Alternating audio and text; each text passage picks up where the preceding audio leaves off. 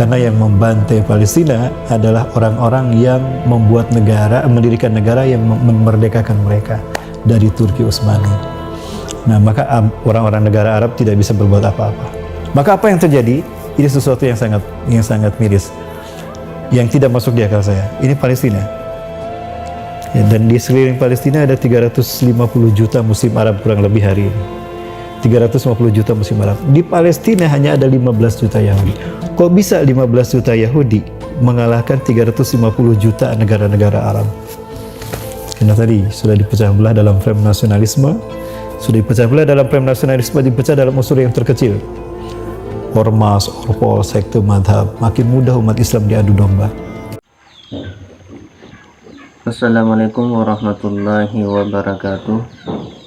Pada kesempatan kali ini, sahabat podcast, hari ini kita akan mendengarkan berita-berita tentang akhir zaman.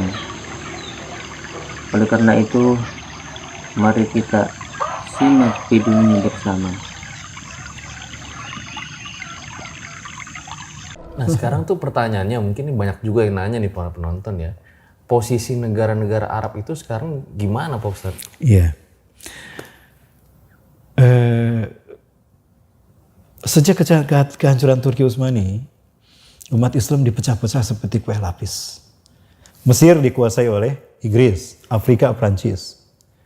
Kemudian Palestina, Jordan, Inggris, Suriah, Libanon, Prancis, Pakistan, Inggris, Irak, Inggris, Malaysia, Inggris, Indonesia, Belanda. Nah, bangsa Arab kemudian merdeka, berdiri. Siapa yang membidadinya? Lawrence of Arabia. Edward Thomas Lawrence. Orang menyebutnya Lawrence of Arabia. Dia hafal hadis, hafal Quran, hafal hadis. Persis seperti Sunan Kudus di Indonesia. Posisinya begitu. Nah, Lawrence of Arabia, utusan dari negara sekutu di bawah pimpinan Inggris inilah yang membidani lahirnya negara-negara Arab. Termasuk Saudi Arabia. Jadi negara-negara Arab ini dibentuk oleh Inggris. Inggris, siapa yang mendirikannya? Orang-orang Yahudi Kabalah, termasuk pendiri Amerika, Prancis, Inggris, itu mereka juga. Artinya kemerdekaan bangsa Arab ini adalah buah dari hadiah dari Barat terhadap umat Islam. Jadi kemungkinan mereka ada dalam, mau tidak mau ada dalam kendali negara Inggris, Amerika, Prancis yang ada. Nah, maka tidak mungkin mereka membela Palestina terang-terangan. Tidak mungkin. Karena yang membantai Palestina adalah orang-orang yang membuat negara, mendirikan negara yang memerdekakan mereka dari Turki Utsmani. Nah, maka orang-orang negara Arab tidak bisa berbuat apa-apa. Maka apa yang terjadi? Ini sesuatu yang sangat miris, yang tidak masuk di akal saya. Ini Palestina. Ya, dan di sekeliling Palestina ada 350 juta Muslim Arab kurang lebih hari ini. 350 juta Muslim Arab. Di Palestina hanya ada 15 juta Yahudi. Kok bisa 15 juta Yahudi mengalahkan 350 juta negara-negara Arab? Karena tadi sudah dipecah belah dalam frame nasionalisme, dipecah dalam unsur yang terkecil. Ormas, orpol, sekte, madhab. Makin mudah umat Islam diadu domba. Persis seperti apa yang Rasulullah sampaikan. Yushikul umam ang tada'alaikum kama tada'a akatul aqasatiyah. Aku khawatirkan bangsa-bangsa di dunia akan memangsa kalian, hei bangsa Arab, umat Islam, seperti hidangan di atas meja. Apakah jumlah kami sedikit ya Rasulullah sehingga kami dimangsa, dibantai oleh bangsa-bangsa musuh-musuh kami? Bal antum yawma idin kasir, jumlah kalian banyak sekali. Walakin aku mengguthaan keguthai saya. Tapi kalian seperti buih di lautan, jumlah banyak tidak punya kekuatan. Atau seperti pasir di tepi pantai diambil, banyak jumlahnya terbentang, terhampar, tapi ketika diambil dari masa-masa hancur berkeping-keping. Hancur. Nah, tidak ada kekuatan. Nah, itulah yang terjadi pada bangsa Arab hari ini. Mereka tidak bisa berbuat karena secara politik mereka adalah underbow-nya Barat, Inggris dan Amerika. Siapa yang menjadi penolong Yahudi Israel yang membantu umat Islam Palestina?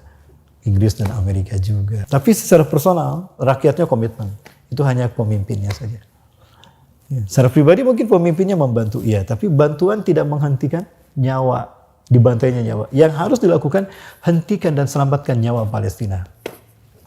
Itu, ada orang bertanya, Arab sudah membantu kok, dia bukan bantuan yang kita maksudkan, selamatkan nyawa saudara kita. Rasulullah itu tidak pernah membuat satu hari terdiamkan ketika ada seorang sahabat dibunuh. Ini menariknya. Boleh saya bahas? Boleh. Begini.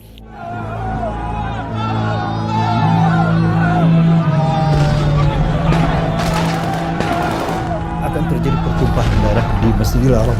Hancur. Pemerintahannya musnah. Maka tempat teraman adalah, kenapa? Kembali. Adalah jantung dunia.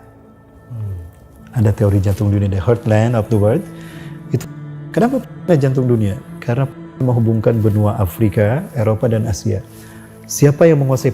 Dia menguasai dunia. Yahudi ingin menguasai dunia. They really want to take over the world and to keep one government in the world. Mereka ingin mengambil alih di dunia, menciptakan satu pemerintahan tunggal dunia, the New World Order. Di mana central government mereka, pusat pemerintahan mereka? Ya, karena jantung dunia. 12 provinsi, 11 sudah mereka kuasai, West Bank. Yang belum mereka kuasai, jalur Gaza. Itu yang terakhir. Nah, ketika dikuasai, maka dunia akan ada dalam genggaman Yahudi. Maka, nyaris hari ini tidak ada satu bidang pun dalam kita yang tidak dikuasai oleh Yahudi. Jika ingin menyelesaikan masalah dunia, selesaikan Palestina. Dimulai dari Palestina. Sebagaimana Yahudi membuat konspirasi dunia dimulai dari Palestina. Maka inilah alasan kenapa harus untuk menyelesaikan masalah dunia, selesaikan. Maka Imam Mahdi lah yang bisa melakukan itu, maka dunia aman sesudah itu masanya. Dimulai dari Mekah, Madinah akan aman kembali. Nabi Isa bersama Imam Mahdi dan 3 pasukan terbaik dunia dari Syam, Suriah, dari Khorasan, Afghanistan, dan dari Indonesia, Asia Tenggara, dipimpin Indonesia, Malaysia, melakukan ibadah haji bersama Nabi Isa. Saat itu Mekah, Madinah sudah ada dalam perbaikan. Ibadah haji, Nabi Isa menikah dengan gadis Arab, punya 3 anak laki-laki. Imam Mahdi Muhammad bin Abdullah meninggal, diganti oleh khalifah yang terakhir, Al-Qahtani. Ketika Al-Qahtani memimpin, Nabi Isa wafat. Jasadnya dimakamkan di Raudhah. Maka berjejer makam kuburan Rasulullah, kuburan Abu Bakar, Umar, dan Nabi Isa alaihissalam. Saya sudah bertanya pada syekh yang berjaga. Ya, hadal qabr mazar khalian, masa dufina huna. Kuburan ini masih kosong. Siapa yang akan dimakamkan di sini? Biiznillah Isa bin Maryam. Isa bin Maryam akan dimakamkan di sini. Nah, pada saat itulah umat Islam makmur terakhir di bawah kepemimpinan Al-Qahtani. Di masa Al-Qahtani ini, kata Rasul nggak panjang mesti. Paling tidak 1 tahun saja. Setelah dia memimpin, dunia akan kehilangan orang beriman. Walaupun orang imannya sebesar biji sawi, dicabut nyawanya. Habis orang beriman, maka yang tersisa makhluk yang terburuk di muka bumi. Merekalah yang akan menyaksikan kiamat terjadi. Jadi makhluk yang buruk. Saking buruknya lebih hina dari binatang. Rasulullah SAW menyatakan, Laula al-bahaim lama yumtiru. Andai tidak ada binatang ternak yang membutuhkan air minum, Allah tidak akan menurunkan hujan untuk mereka. Jadi kalau di fase itu, di mana manusia yang terburuk, makhluk terburuk yang menghuninya, ada hujan, berarti itu tanda Allah cinta sama binatangnya, bukan sama manusianya. Nah, menariknya sahabat bertanya, ya Rasulullah, alaysa fil muslimun, apakah tidak ada orang Islam saat itu? Oh, banyak orang Islam, tapi tidak punya iman, walaupun sebesar biji sawi. Jangankan hati, tenggorokan pun tidak tersentuh oleh iman mereka. Iman mereka hanya di casing saja. Di mana iman mereka ya Rasulullah? Faina imanum yabi'udinahu bi'aradim minad dunya. Mereka menjual imannya dengan dunia. Demi pangkat, di pundak, demi jabatan, dan demi triliunan. Mereka menjual agama mereka. Itulah mereka. Mereka lah yang menyaksikan kiamat terjadi. Na'udzubillahi min dzalik. Iya, itu yang terjadi. Ngomong-ngomong soal kiamat nih Pak Ustadz ya. Kan tanda-tanda kiamat itu kan banyak ya. Salah satunya itu matahari terbit dari barat ya. Betul. Ada pandangan menarik yang pernah saya lihat gitu ya. Pandangan dari Syekh Imran Hussein bilang kalau yang menurut dia ya, matahari terbit dari barat itu bukan mataharinya, tapi peradaban itu yang terbit dari barat, bukan dari timur lagi gitu. Nah, kalau menurut Pak Ustadz gimana tuh? Iya. Pandangannya? Itu benar juga. Jadi sekali lagi, ada banyak persepsi ya terkait dengan matahari terbit dari barat. Dia bisa berarti konotatif ataupun denotatif. Kedua-duanya berdasarkan hadis. Jadi memahami dari sudut pandang, berangkat dari hadis yang berbeda. Kalau saya lebih memilih memang begitu. Matahari betul-betul terbit dari barat. Itu terjadi. Ya, boleh saya bahas perpanjang? Baik. Di dalam Sahih Muslim Syarah An-Nawawi, Rasulullah SAW bersabda, Sayati alaikum lailun tuluha kasalasati layalin. Akan datang pada kalian satu malam yang panjangnya 3 kali 24 jam, 3 hari berturut-turut. Jadi nanti akan gelap 3 malam. Nah, maka manusia gundah gulana. Ya, banyak gempa, bumi mengeluarkan isi perutnya, gunung-gunung meletus. Nah, ternyata ini sesuai dengan analisa ilmiah dari ilmuwan NASA. Ada seorang ilmuwan NASA yang bernama Dr. Dmitry Bolikov. Dia ahli fisika, ahli matematika juga. Dia awak NASA yang terbaik. Dia menemukan sebuah kesimpulan, aksioma bahwa bumi ini akan mengalami 3 kali 24 jam gelap. Maka dia buat sebuah esai, tulisannya berjudul In the future, the world will be in the darkness all out in 3 days without sun. Di masa yang akan datang, bumi akan mengalami kegelapan 3 hari berturut-turut tanpa matahari. 1 hari. Nah, dia mencari referensi, ada nggak agama yang bercerita tentang itu? Referensi agama. Di Rusia, dia bertemu dengan seorang ulama ahli hadis. Disampaikan hadis yang tadi. 3 hari berturut-turut, maka kemudian, kenapa terjadi malam 3 hari berturut-turut? Ini polar shift. Diakibatkan oleh adanya benda langit yang ukurannya besar. Ilmuwan NASA menyebutnya Nibiru. Benda ini mengarah ke bumi. Makin lama makin dekat. Nah, karena bendanya lebih besar ukurannya daripada bumi, bumi kecil, maka bumi tertarik oleh ini. Tapi karena bumi terikat dengan revolusi dengan matahari, tata surya kita, dia tidak tertarik, tapi bergeser dia begini. Nah, terjadilah perpindahan kutub, pergeseran kutub, polar shift.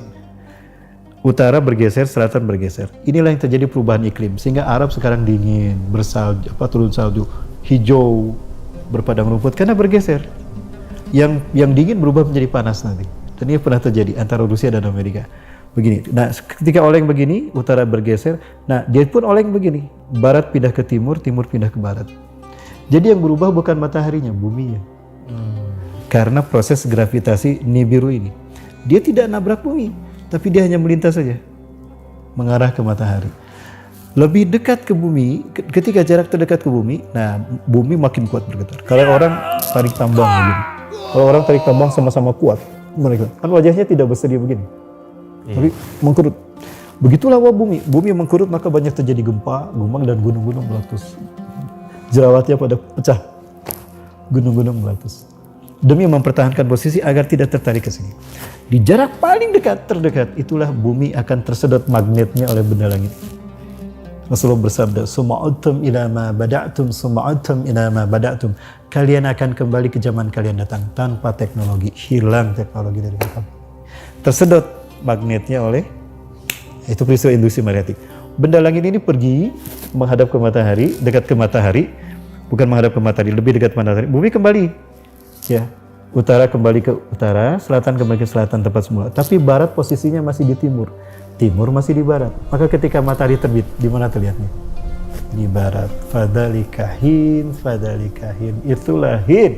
Ada kalimat dalam bahasa Arab, dalam Al-Quran, surat Al-Baqarah dan ayat yang lain, hatta hin, ilahin sampai dengan hin. Hin diterjemahkan sampai waktu ditentukan. Rasulullah menyebutkan hin adalah sebutan bagi terbitnya matahari dari barat. Saat itulah. Jadi bumi yang berubah. Tapi nanti posisi bumi kembali lagi seperti semula. Karena bumi pun berrotasi kan terhadap porosnya. Barat kembali ke barat, timur kembali ke timur. Nggak bisa bayangin sih Pak Ustadz ya, betapa kacaunya mungkin pada saat itu. Luar biasa. Banyak manusia yang mati. Rasul menyebutkan secara logika ilmiah, banyak manusia yang mati. Mengerikan banget ya kalau misalnya gunung meletus aja satu itu udah serem banget, apalagi gabungan semuanya ya. Betul. Kacau. Dan ada hal yang menarik tentang pegunungan. Kan ada 2 deretan pegunungan, Kaukasus dan Mediterania. Itu pegunungan, deret pegunungan berapi. Ujung keduanya ada di Indonesia. Maksudnya gimana Ustadz? Indonesia adalah satu-satunya negara yang menerima Islam sebagai agamanya yang belum pernah mendapatkan kesempatan memimpin kebangkitan Islam di muka bumi. Asia Tenggara, Afrika, Arab sudah di zaman Rasulullah, Afrika sudah zaman Salahuddin Al-Ayyubi, Muhammad Al-Fatih, Eropa sudah zaman Muhammad Al-Fatih, yang belum Asia Tenggara. Dan Asia Tenggara sepakat dipimpin oleh Indonesia. Nah, sementara kehancuran bumi ada pada titik Indonesia. 40% panas bumi ada di Indonesia. Karena ujung pertemuan deretan gunung berapi Mediterania dan Kaukasus bertemunya di Indonesia. Kaukasus dan Mediterania bertemunya di Indonesia. Artinya, jika gunung-gunung berapi Indonesia hancur, hancurlah dunia. Maka Indonesia disebabkan kebangkitan Islam terakhir. Sejarah juga mencatat tuh Pak Ustadz bahwa kasus-kasus ledakan gunung terdahsyat di dunia itu di Indonesia. The Lost Atlantis, Krakatau. Kemungkinan di Indonesia juga. Jadi bisa ada hubungannya ya. Ada hubungannya. Itulah indahnya skenario Allah Subhanahu wa Ta'ala mengatur peradaban manusia di muka bumi. Luar biasa nih Pak Ustadz terus menyusun puzzle-puzzle itu ya. Masya Allah. Kunci pasal saya nyambung WTC. Bingung saya bagaimana menyambungkan semua puzzle akhir zaman ini. Hancurnya WTC terjawab semuanya, nyala semuanya.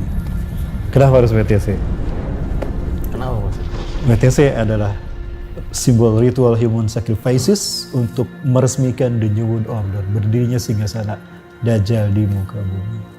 Tapi itu tidak terbukti kan? Kenapa Masjidil Aqsa tidak hancur?